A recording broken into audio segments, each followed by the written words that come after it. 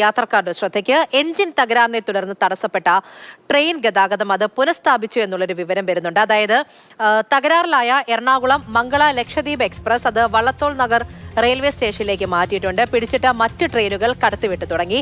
MS ലിഷോയാണ് വിവരങ്ങൾ നൽകാനുള്ളത്. Lishoy, good morning. ഒരു ചെറിയൊരു പ്രതിസന്ധി ഈ ഒരു സമയത്തുണ്ടായിരുന്നു. അതിപ്പോൾ ഏറെക്കുറെ മാറിയിട്ടുണ്ടോ? മറ്റ് ട്രെയിനുകളൊക്കെ കടത്തിവിടാനായിട്ടുണ്ടോ?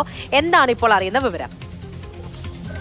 നിലവിൽ ഈ തകരാറിലായ ട്രെയിൻ വള്ളത്തോൾ നഗർ റെയിൽവേ സ്റ്റേഷനിലേക്ക് മാറ്റിയിരിക്കുകയാണ്. എഞ്ചിൻ തകരാറിനെ തുടർന്ന് മുള്ളൂർക്കര ഭാഗത്ത് വെച്ചായിരുന്നു ഈ ട്രെയിൻ ഈ ട്രാക്കിൽ കിടന്നിരുന്നത്. ഷൊർണൂരിൽ നിന്നും എറണാകുളം ഭാഗത്തേക്കുള്ള ഒരു ട്രാക്കിലാണ് ഈ ട്രെയിൻ തകരാറിലായി കിടന്നിരുന്നത്. ഇപ്പോൾ ഷൊർണൂരിൽ നിന്നും മറ്റൊരു എഞ്ചിൻ എത്തിച്ച് ഈ ട്രെയിൻ തകരാർ പരിഹരിക്കുന്നതിന് വേണ്ടിയുള്ള നടപടികൾ വള്ളത്തോൾ നഗർ റെയിൽവേ സ്റ്റേഷനിലേക്ക് മാറ്റിയ ശേഷമാണ് ഇപ്പോൾ നടക്കുന്നത്. അതേസമയം തന്നെ ഈ ട്രാക്കിൽ നിന്ന് മാറ്റിയതിനാൽ തന്നെ മറ്റ് ട്രെയിനുകളെ കടത്തിവിടാൻ ഇപ്പോൾ തുടങ്ങിയിട്ടുണ്ട്. എറണാകുളം മംഗള ലക്ഷദ്വീപ് എക്സ്പ്രസിനാണ് ഈ തകരാർ സംഭവിച്ചത്.